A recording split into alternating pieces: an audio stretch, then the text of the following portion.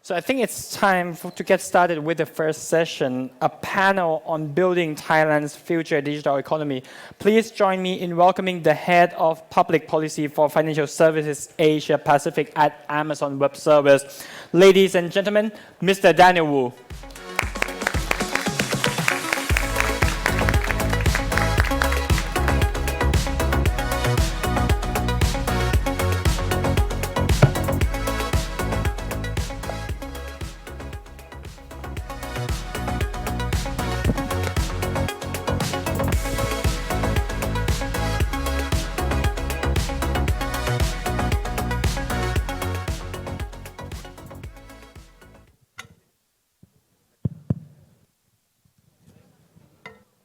Good morning, ladies and gentlemen. My name is Daniel Wu. I'm the head of public policy for Asia Pacific, covering our financial services business at Amazon Web Services.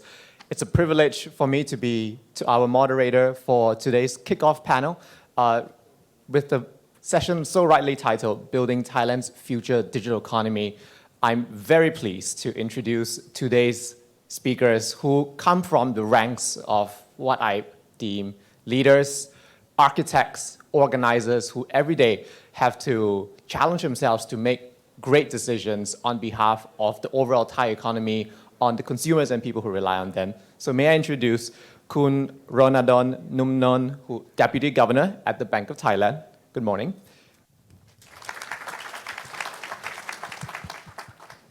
Mr. T.R. Ramachandran, Senior Vice President, Head of New Payment Flows, Asia Pacific Region at Visa. Good morning.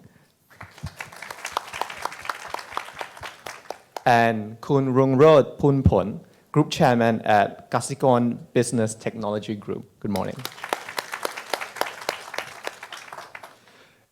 Okay, so let's get started today. For today's session, we're going to take the audience through the mindsets of our leaders assembled here today. When we think about building the Thai digital economy, there are multiple layers to it, and oftentimes it's hard to distinguish where one starts and the other begins. So we're going to try to architect this panel in a way where we try to intermingle these different lines. So we're going to talk about principles, we're going to talk about infrastructure, we're going to talk about organizations, and then cap it off with the most important thing, people. So with that, let's turn the spotlight over to our panelists today. So the first question is, and let's get warmed up here, is that as leaders, every day you are challenged to make great decisions. You know, decisions that you make have consequences cascading throughout the value chain, throughout the people that you manage. So help us understand, put ourselves in your shoes. What are some of the key principles and core convictions that you always keep in mind to ensure that you are building the right direction for Thailand's future digital economy quickly and efficiently? So Deputy Governor, I'd love to turn the question over to you first. Thank you, Daniel. Good morning, everyone. Well, I guess the key point before we go to the journey of digital finance for Thailand, I think we have the understandings of shaping the digital economy in Thailand. This is, frankly speaking, is quite different from other countries, because we have other different contexts, different limitations, and all. And as you know, even before the post-COVID, we have been challenging with different kind of infrastructures in terms of aging populations, in terms of climate change, in terms of productivity, in terms of limited of capacity, especially on digital capacity. So I admitted to you that in terms of going forwards in terms of digital finance for Thailand, it's going to be different from all advanced economies and all other countries, as I said, in different contexts, as I mentioned. So again, in terms of digital economy for Thailand, what we're aiming for, I guess, as Governor mentioned, we're aiming for inclusivity, productivity, and resiliencies. So this is, I think we have to understand and set the same footing on this as we go to the journey of digital finance for Thailand. But in terms of how we going to go to that, we think therefore Thailand is moving for that. We should be always mindful of as I said, how we got to use this digital finance for inclusive and in terms of making more productivities.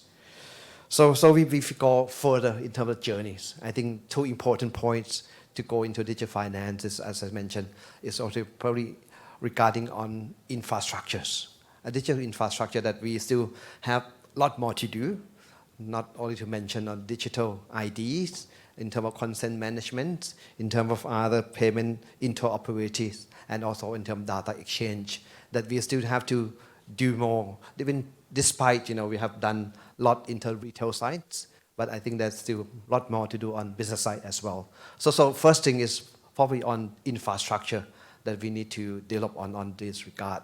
And second, probably regarding consumer themselves, I think we have to be able to have consumer be aware and beware of the innovation that's coming, that there are benefits to it, obviously, but there are also risks that they need to be undertaken and to be aware of. So I guess to come together, infrastructure is not sufficient, but I think the capacity of consumer and service provider like Ram and Kun Kating also need to be involved in terms of capacity building on that. Let me echo what the governor mentioned in terms of, in her early speech, that Thailand certainly need, innovation to tackle what I said, the low productivity, and in terms of making more inclusivities. And not to have opportunity to just concentrate on power groups, but open competition for others to be able to come into the digital finance industries. So as he mentioned, the words of responsible innovation. I think that the key main principle of what I like to take away from this panel is the term of innovation that make it to be inclusive, productivity, and with responsible innovations. So our approach probably maybe include many points, as I said, infrastructure, open competition, open data, but we also supporting the development of the financial infrastructure, including payment and data exchange that I will mention later on, in terms of facilitating innovation from private sector, including, as I said, rewrite sandbox, changing mindsets of myself. As you said, what a mindset is. Probably we need to a bit more in terms of resiliencies, in terms of strike balance between innovation and managing risk. So that's another thing that I think is important. And also the third thing is promoting competition by having new players to the sector for market. For example, at this moment, we are undertaking study of possible granting license for virtual bank, for example. So I think for all, the principle of digital economy for Thailand is probably the inclusiveness in terms of more productivity with the responsible innovations. Thank you very much, Deputy Governor. I like how you mentioned innovation, so let's do Ram next. Ram, by default, your title is literally innovation personified. How do you look at this as a leader? What are some of core principles here? Thank you, Daniel. And firstly, it's great to be here, and I would like to congratulate the Bank of Thailand for taking the sort of initiative to do this now in person. I'm so glad we're doing it in person rather than in a hybrid format. It's really heartening to see the role of a central bank, which is sort of also playing a catalyst role in digital finance. So as a practitioner, we are grateful for the opportunity to collaborate with the Bank of Thailand. Now, Daniel, as to your question about when we think of some of the principles, right, at a 30,000 feet level, I think the first thing that comes to mind is convenience. Post-COVID and post the pandemic, digital payments have taken a secular, irrevocable road, right? And many countries in Far East Asia and Southeast Asia are adopting digital payments owing to necessity, and now it's become a habit. However, it's very, very important to note that the adoption of digital payments by merchants, by consumers, by corporations is still in a nascent sort of mode. And therefore, when we think about designing these digital payment systems, the first thing we have to keep in mind is convenience. It has to be as convenient as what we used to earlier, which is paying in cash. Anything more frictionful will have an impediment to growth. Having said which, the second point of that has to be balanced, and I think the governor mentioned it in his speech as well, which is the notion of responsibility, which we in the industry call sort of security. We can't sacrifice security at the altar of convenience, right? Because The last thing we want our citizens, consumers, economies who've taken a baby step forward is to take one step forward and say, I told you it doesn't work. You know, I got scammed, I got cheated, therefore you take 2 steps back. And that's the last thing that any of us want as sort of practitioners. Therefore, balancing that with the security element is uber critical. And the last point I would make is interoperability. Systems which are more interoperable, which speak to each other, which have common standards, lend themselves to more of a network effect and scalability rather than systems which tend to be sort of closed loop and not interoperable. So at the sort of meta level, those would be the 3 big themes that we would think about. And I know it's part of the payment systems vision document as well. This sort of finds resonance in this theme, so we're glad that those principles are taken into account by the Bank of Thailand as well.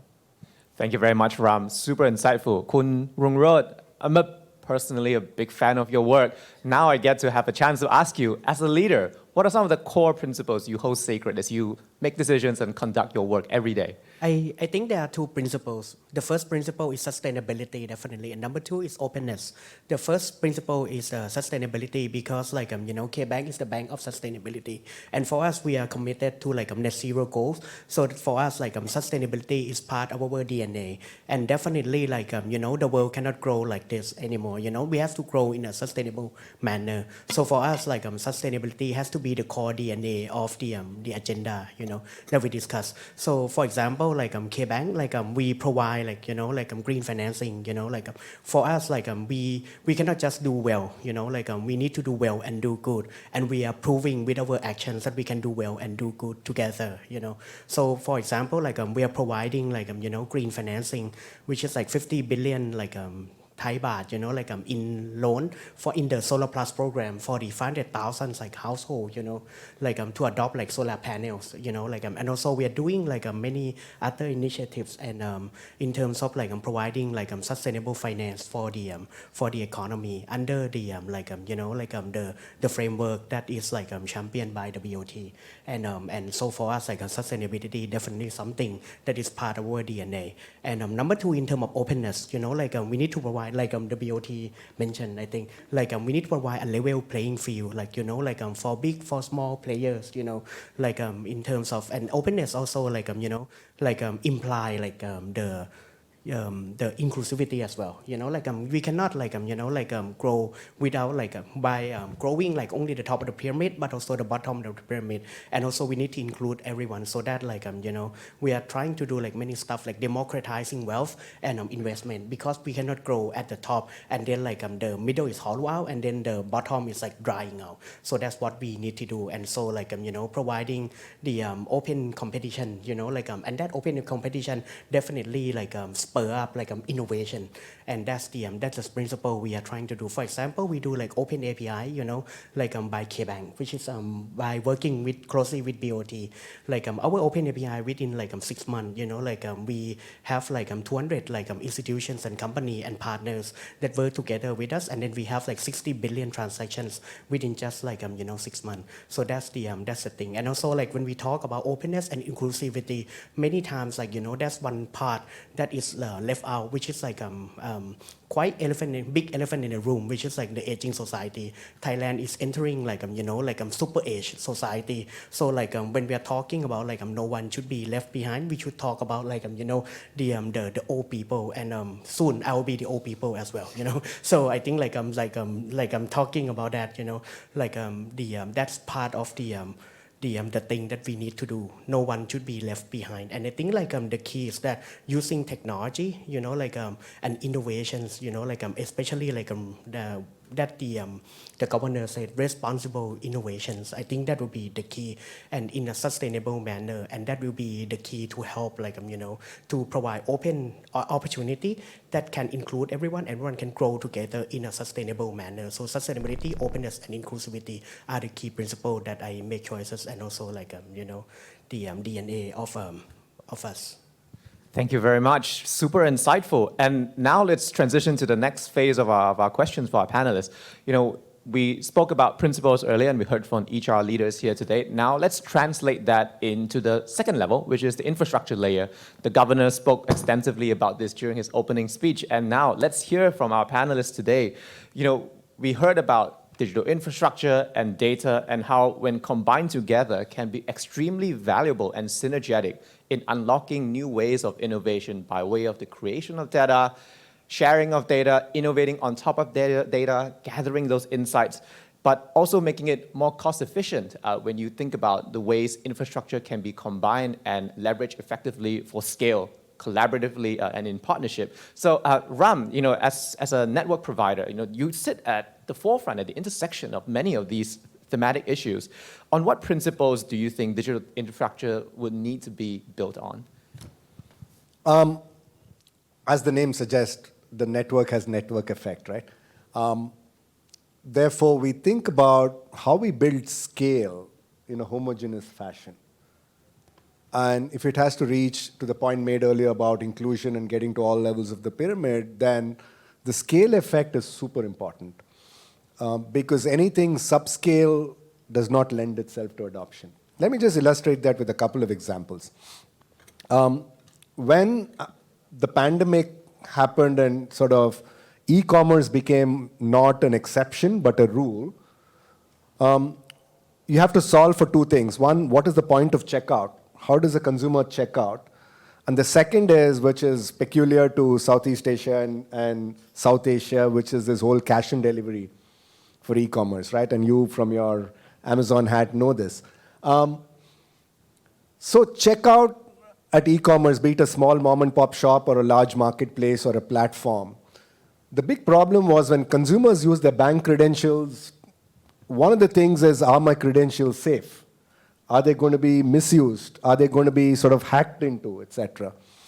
And when Visa launched tokenization, which is a foundational sort of technology underpinning e-commerce and going forward for the Internet of Things, we had to roll it out at scale, which means we had to necessarily take the advice and support of central banks and get sort of approvals and their guidance and blessings, as well as work with our bank partners to enable and roll it out. And the scale of it over the last 36 to 48 months, Daniel, has become so staggering with just the token replacing the 16-digit credentials. Today, we have 4 billion tokens globally, which is more than we have Visa cards and credentials globally. Right? And I'm just giving you the example not as an advertorial, but to let you know that scale is a very, very important component of the design architecture and sort of digital infrastructure that you need to sort of solve for. And the second point I would like to make is that business models are evolving. Small and medium businesses are 200 million businesses across Asia who need to be sort of digitized and included. And I was speaking with the deputy governor earlier today, and one of the things is how can we use payments and the data of that in order to create a sort of credit lines for these folks, because the SMBs tend to be the most underserved among the consumer layer is served, large corporates are served, but the SMBs as a layer tends to be underserved. So how do you sort of create programs for that? Remember also that the gig economy has become really, really mainstream in terms of people who don't work for employment, but who work as gigs, be it ride shares or be it sort of marketplaces. How do they pay and get paid in a sort of real-time manner? And the creator economy, today some, teenager goes on TikTok or Substack or, whatever, and creates content which is a commerce item by itself and therefore needs to be paid.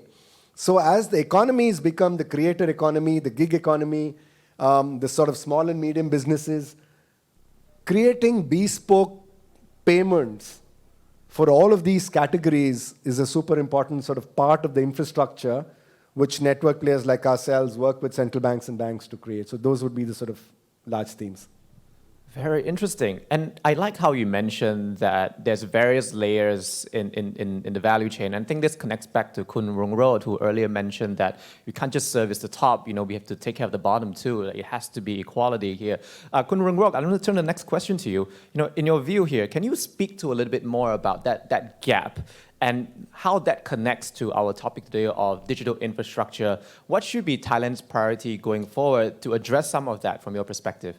I think there are two things the first thing is data collaboration and sharing. I think we need to come together because right now we have available data but they are very dispersed so then we need to come together and collaborate and then share data but definitely it has to be in a safe secure systematic definitely and also in terms of fair manner so that everyone can have an access to a data in a safe secure systematic and fair manner so when with that data data is a new oil everyone knows that and that we can use that data to basically make a lot of economic decision that is sound and wise and everyone can have an access and that also spur up open competition as well so that will be the key but there's a big elephant in the room as well in order to do that not only infrastructure that is needed but actually the talent to implement the end-to-end infrastructure is very key not only to implement but those also design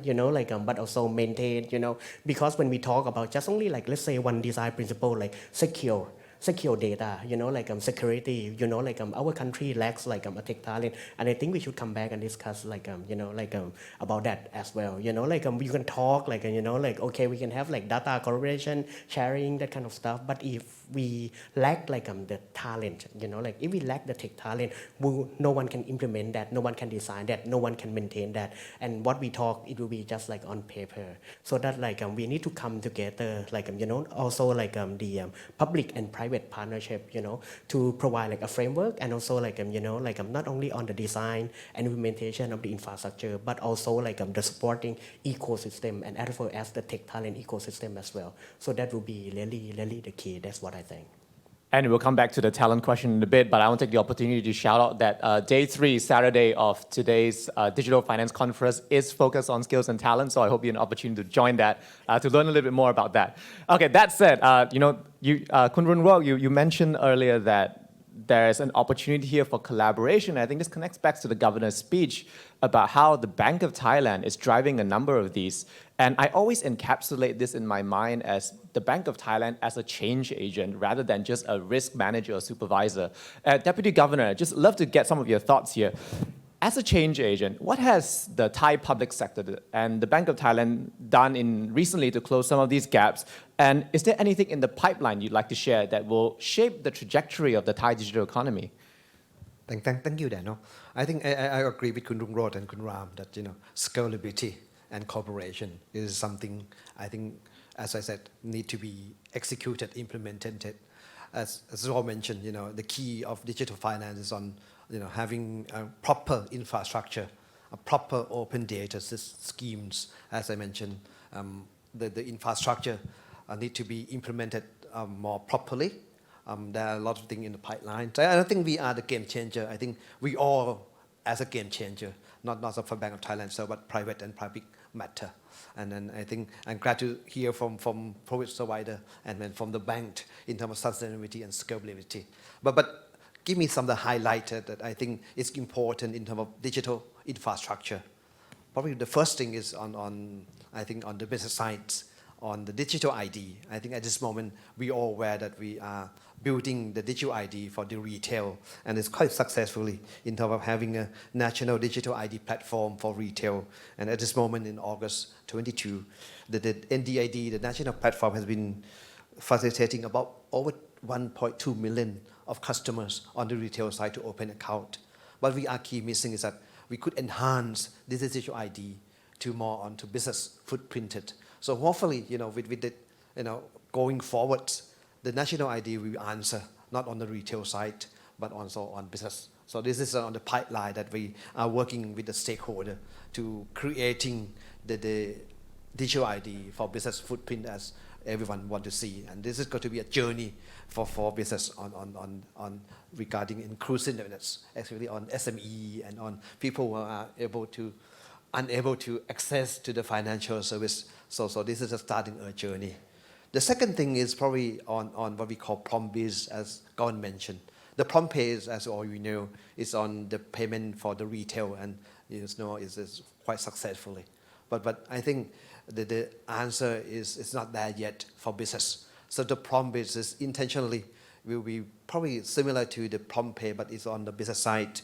We would like to see the business could be able to use the digital footprint, entering invoicing, digital invoicing, all this into a digital platform through the PROMBIS. And this could start a journey as well. Together with the digital ID, with the PROMBIS, they can be able to access financial service with lower cost, with efficiency and productivity. So those are the two things. But together with this national ID, with the PROMBIS, I think more importantly, to get things done, you need to have a proper governance structure and pricing schemes. As you know, if you not have a good proper governance, if the pricing scheme is not right, things will not go. Technically, I talked to both of you. There's no technical problem with digital nowadays, but the problem is how people get cooperating and sit together and getting agree upon the governance issue, how we can have an open competition, open for fair to everyone to be enter into digital finance. So you have to have a governance properly. You have to have a good pricing scheme, for example. So those are the things on the digital infrastructure. But with regarding the data, as you mentioned, I think we all agree that data is quite important for everyone to it's a better quality data to be able to analyze, to be able to use it for the benefit for consumers. But the key point is that the data is my data. I should be able to control my data. Who should I send it to, and whom should I share with, and with the proper privacy law. So it's quite important to be able to do that. So that's to be mindful that we encourage, I guess, not count me wrong, in terms of having an open data to that store sharing owners to be more control of their own data. But to be mindful how to deal with that, and then having a control by the own of the data. And last but not least, as I said, infrastructure data, as all mentioned, collaboration is important in terms of private and public sector. I mean, it's all along technically, we have national ID, we have the infrastructure ready, but business is not due done because of, all other things. So cooperation among private and public is quite important to be the key success factor for what I mentioned to you. Yes. Thank you very much, Deputy Governor. I think this is the great time to transition to the next part of our series, which is organizations. Deputy Governor, you mentioned the fact about the Thai government taking a number of steps to empower businesses, and that's incredibly critical. Businesses are essentially a form of people organizing amongst themselves to achieve similar goals. And we can't talk about businesses without talking about what COVID-19 outbreak did to the global economy and in Thailand. And for better or worse, it triggered an amazing cascade of digital transformation. And that has been a dominant theme for the past 2-3 years. So I'd love to hear from our panelists today. Kun Rungrod, I'd love to touch on you first. I know earlier you talked a lot about the work that you're doing with businesses and SMEs. Can you tell us more a bit about some of your front row seat perspectives on how Thai businesses are transforming digitally? And specifically, what is KBank doing in this space to help such businesses?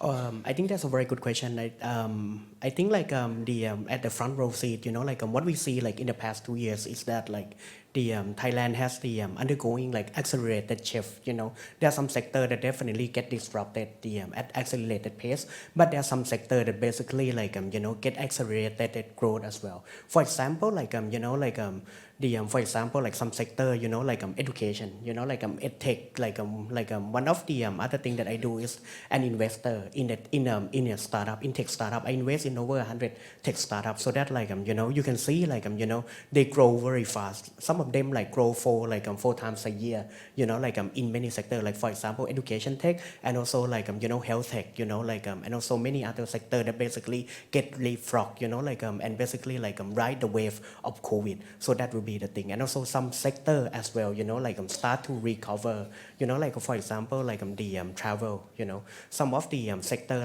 travel, the players in travel sectors kind of in the past 2 years, kind of suffer from COVID, but definitely they have started to recover, and we see in some many sector they also recover as well. So I think COVID, if you look at it, if you want to look at crisis, you see crisis.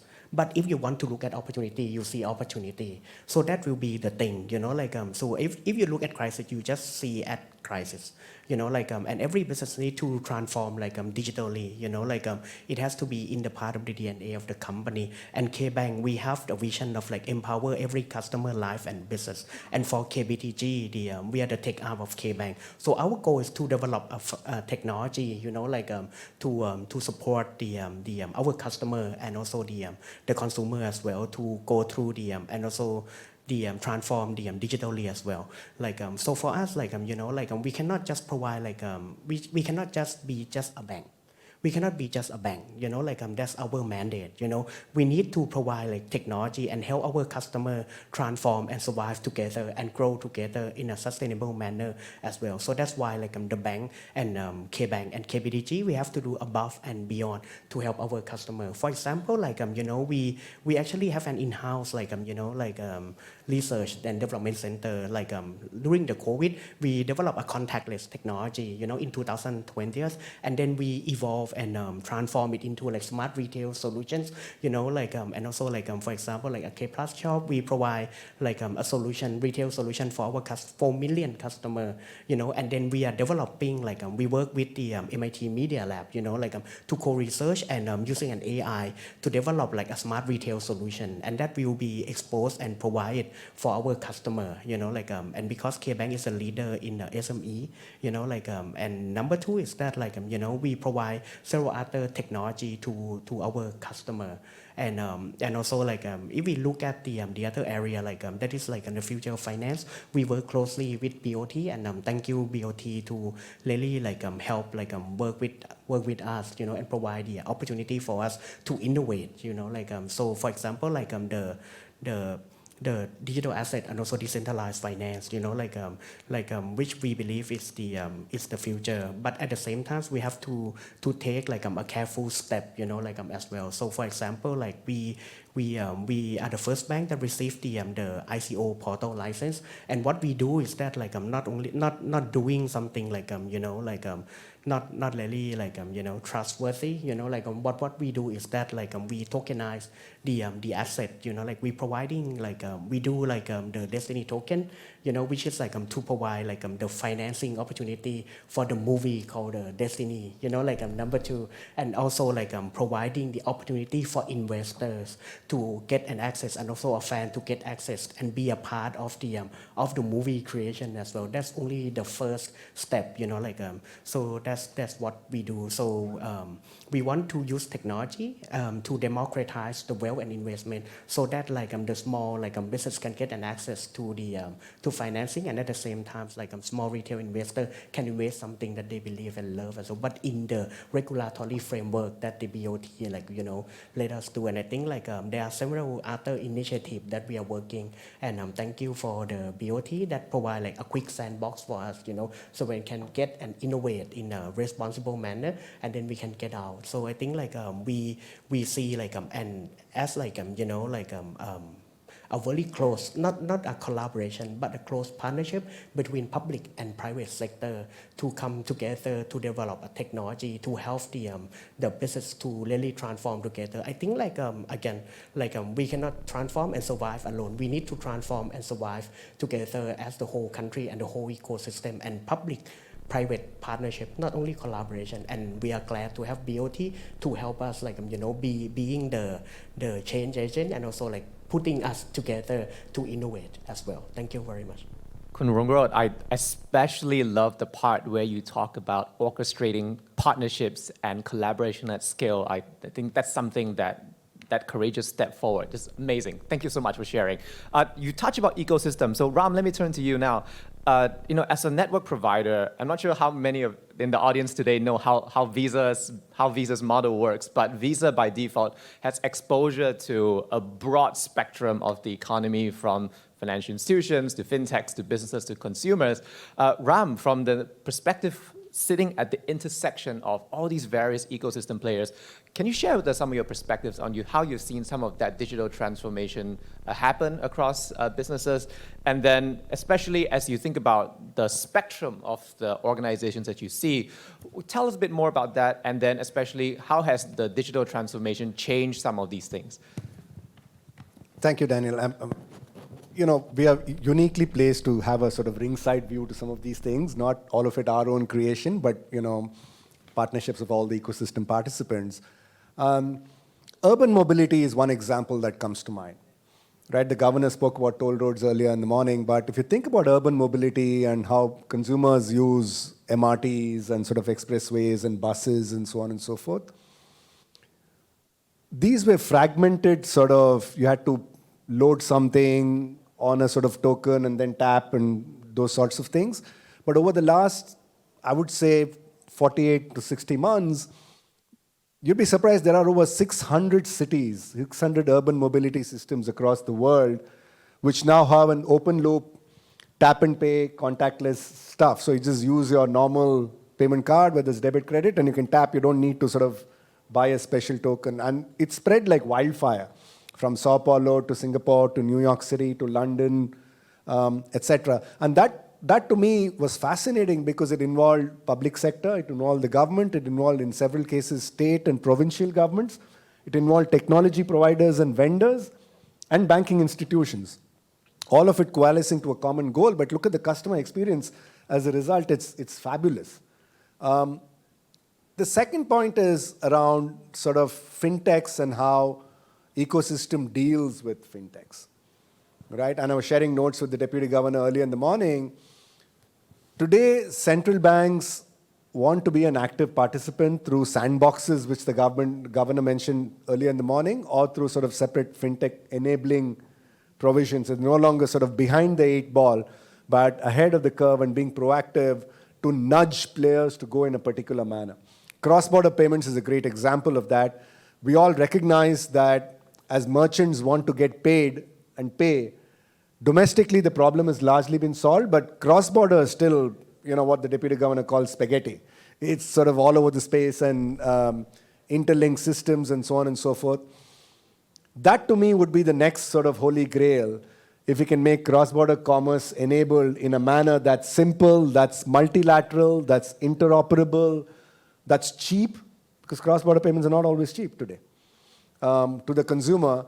But it's fascinating to see the role that COVID-19 has played, because these are sort of secular, irrevocable trends.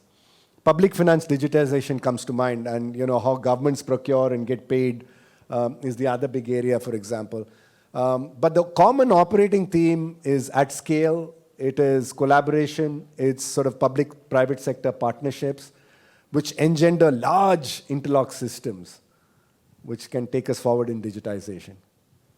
Thank you very much, Ram. And, urban mobility starts and ends with people, which is my favorite part of the session today. And I'm really have the privilege here to ask our leaders here today, who again are managers in their own right, who have to make great decisions for their teams, who then in turn have to make decisions for the people who rely on their decisions. So help us understand here. Help us put ourselves in the shoes of you guys as leaders and executives. Human capital, talent, skills is surely to be a vital unlocking factor for any kind of successful transformation. And especially, Deputy Governor, you mentioned earlier that Thailand has an aging population issue as well. So there's a skewed demographics play here we're seeing as well. So maybe let's start here with Ram, back to you again.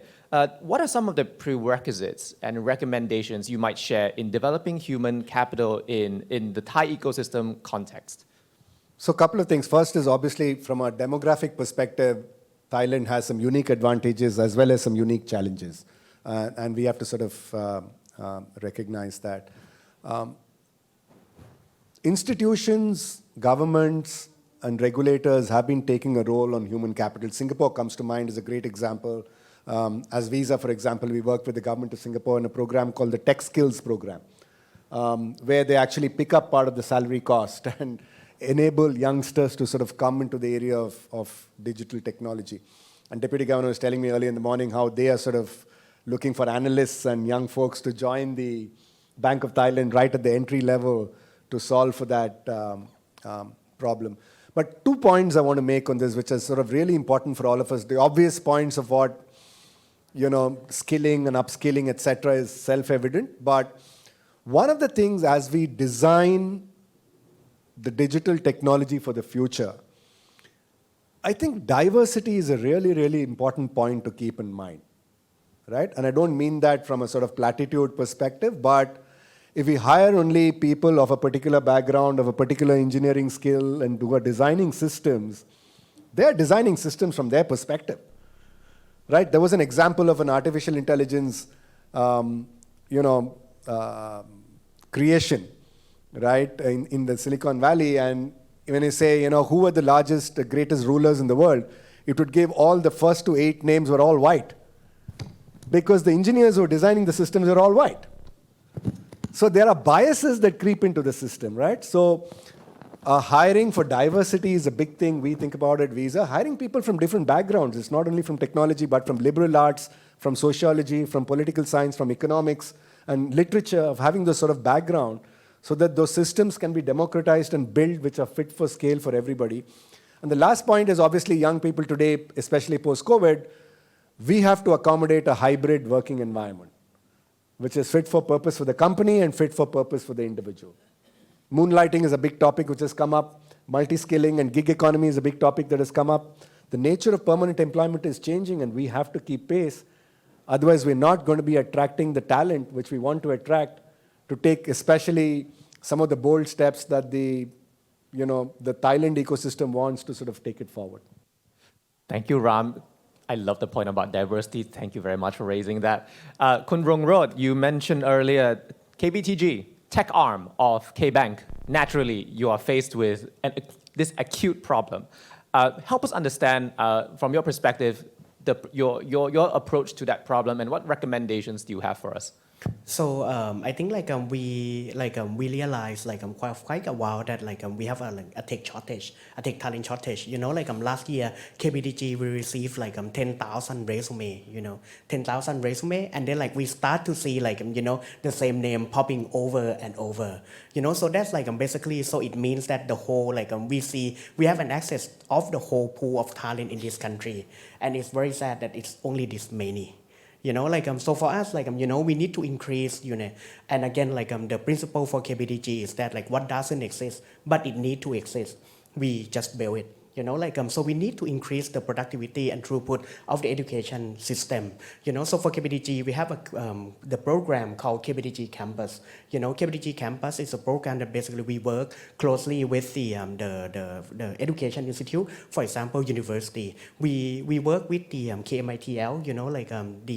In terms of doing not only changing the curriculum, but also we do the T+1 program. The T+1 program is this the undergrad student that complete their 3rd year, they can work at our company and earn a credit toward the graduation. So that we increase the productivity by 25%. So that's the how we do. And actually when they graduate, they have the right skill match, because right now you can see there's a huge mismatch between the skill of the undergrad, of the graduate, and also what the industry require. So KBTG do that, and we plan to work with the more than 10 university and institutions, so that we can implement a 3+1 program, so that the graduate can graduate faster and have a more skill set that is matched with the industry requirement. And KBTG we also provide free boot camp, for a rare skill. For example, cyber security boot camp. We talk about secure access to data. Cyber security is key. And also that kind of stuff. So we have 650 people apply to that boot camp, and we have Java software engineering boot camp. KBTG is almost becoming a university by itself. And also on the research arm, what KBTG is doing is that we work with MIT Media Lab to send a researcher over there, and we work with the research institute in Thailand to come up with the research agenda that kind of relevant for the industry. And that's where we incubate talent as well. So that's what we do. So KBTG is doing above and beyond, and not only during the during the pandemic, we provide a free course. For example, we use COVID data to teach data science 101 because Thailand has the lack of the talent on data science, So we teach data science using a COVID, that kind of stuff, data science 101, and we are doing so many classes as well. And we also invest in the edtech company that do reskilling and upskilling for people. So far, we have upskill and reskill 2 million Thai people already. So that's what again a bank cannot be just a bank, and a tech arm of a bank cannot be just a tech arm of the bank. We have to be a tech company and doing and filling the gap, for the country, and that's what we think. Otherwise, if we don't have any talent, we die, And if you imagine there's some forecast, in the next 20 years or 30 years, population, the productive population of Thailand will decrease by half. And if we want to just maintain the GDP, productivity of people has to double in the next 20 or 30 years. And if we want to double our GDP, the productivity of people had to increase by 4 times. So that's the goal we should aspire. I love it. Honestly, the part where you started with learning by doing, I love that. That's kind of how I do things too. I love it. Thank you. Deputy Governor, as you're watching K-Bank and you heard some perspectives from Visa as well, as a regulator, as a central bank, we heard about some of your hiring constraints as well. But more importantly, for the overall public, as you see this step change in human capital transformation and to underpin digital transformation, what are some of the priorities of Bank of Thailand? That's a very good question. I think in terms of human capital, it's probably one of the key that is all we mentioned. I mean, I'm just watched the series from Netflix on Spotify. The founders is Daniel Inc. I think that is telling a story. Becoming a Spotify need people like the team from Daniel Inc. and the team from programmers and coders from the good environments, from the hands-on, from when he was younger. But I no doubt that we need to upskill and upskill all those. But the environment need to be right. No one can be Daniel Inc. with overnight becoming Spotify, as I said. So Thailand needed those talented with the good environment as well. So I kick that as one my point. But the thing is that with other thing that in terms of skill is the mindset. It is a provider and then from financial institution as well. In terms of having a customer centric, I think is important to transform human capital. In terms of having the right mindset in terms of when you're creating the new products, it need to be mindful about customer in terms of awareness, in terms of what are the risks, what are the benefits that the consumer could have in terms of, as I said, responsible innovations. So I think the transformation of the right mindset is also important. As well as a consumer, I think they need to be aware and need to be equipped with the knowledge of what are the benefits of the digital, but what are also how to manage the risk, not to be go into all those schemes that is not the right for them. But for regulators, I think we also go into the same journey as private sector. We need to build the capacity. As I said, we build a hackathon. We will have this weekend of try to recruit the young, programmers to be able to join us because we have a lot of projects underlying along the way. But I think also similar, not of capacity, but the mindset as well. I think as Governor mentioned, it's from the first layer. We in the past traditionally we want to be in a stable environment. We need to have a financial strong financially, but the financial innovations it come fast and furious, and it in terms of inclusivity, in terms of authority. So the mindset of regulator need to be shifting from stability to resiliencies. I think that as we are having people to come into the sandbox, I think we need to revise that from sandbox to sandbox. That we should to come and quickly go into that. And also in terms of having RIA in terms of regulation, that I think there's still a lot of things to do in terms of making the right resiliencies, in terms of managing the risk properly, but together, not leaving anyone behind in terms of digital divide. We try to ensure that the innovation come together with the risk that we can cope with. As I said, we not rule out the benefit of digital asset. So that's why we still allow banks, groups to be able to exploit into digital asset of 3% of their capital. So hopefully they can learn, and we can learn from them as well, in terms of how this innovation of digital asset benefit the real economy, but also in the same time, how to manage the risk. So I think in the human capital, in terms of upskill, in terms of reskill, and no doubt with good environment, but changing mindset of all stakeholders is quite important as well. Thank you very much, Deputy Governor. I really like the part where you spoke about the fact that we call this at Amazon, there is no compression algorithm for experience, and allowing a step-by-step change in mindset to drive that is really, really inspiring. Thank you very much for sharing that. We've reached the end of our session, so we would love to, we earlier talked about 4 different interlocking elements of our conference today. We talked about principles, we talked about infrastructure, we talked about organization, and then we followed up with people at the very heart of it. So I'd like to turn over to our panelists for one final stargazing question.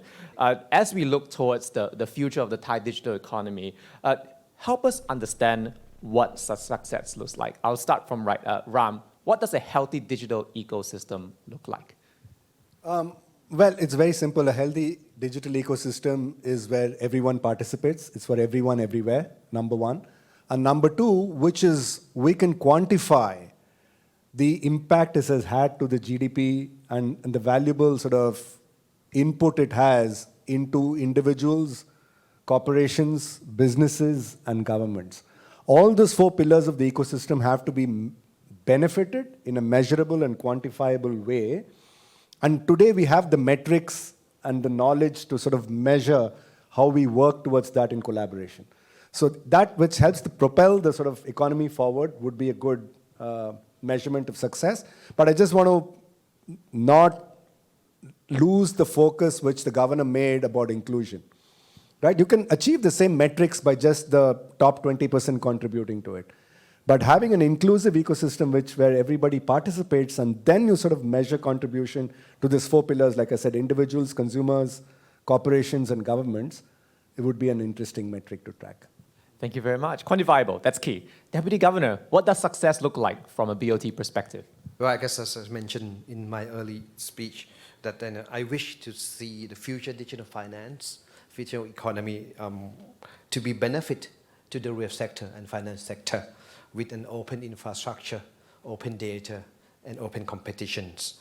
This is enhanced, hopefully, in terms of inclusivity and productivity and with resiliencies. And as I said, don't forget the word responsible innovations. I think that's the key takeaway from us in terms of, not to forget as well, in terms of the public should be well prepared for and well equipped with the digital literacies.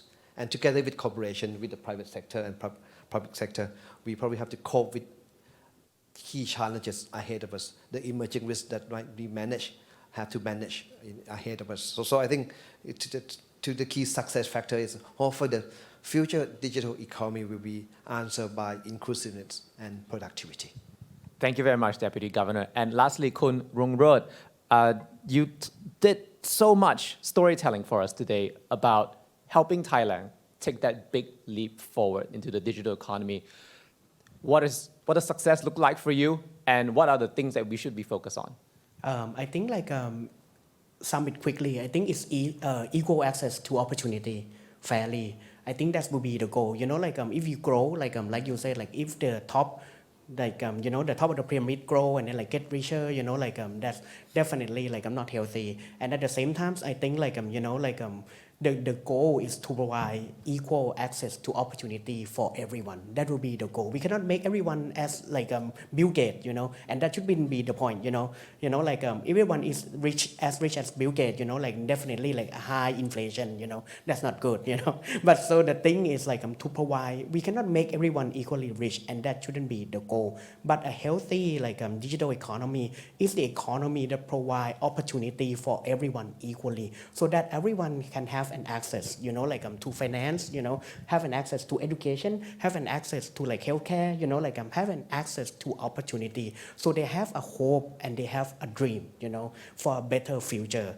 And the digital economy that is healthy provide a hope for people to dream of better future equally, and definitely provide an access for opportunity for everyone, so that like like can grow in future, and then they can fight and open competition and fair competition for everyone as well. Whether you are big or you are small, you have an access. And I think like in order to build a healthy digital economy, I think like you can see we have a lot of stuff to solve. Sustainability, inclusivity, like collaboration, that kind of stuff. So I think like if you see that and the challenge that we are facing post-COVID, we have recession, and then we will definitely have climate change. So like a huge stuff to work on, super challenging. And many of us, like even me, like 45 years old, there are so many challenges I have never faced in my entire life. So it's time for us, like to stop fighting in this country, and work together and collaborate and partner with each other, so that like when we come united as a country, like that's how we get over the challenge together.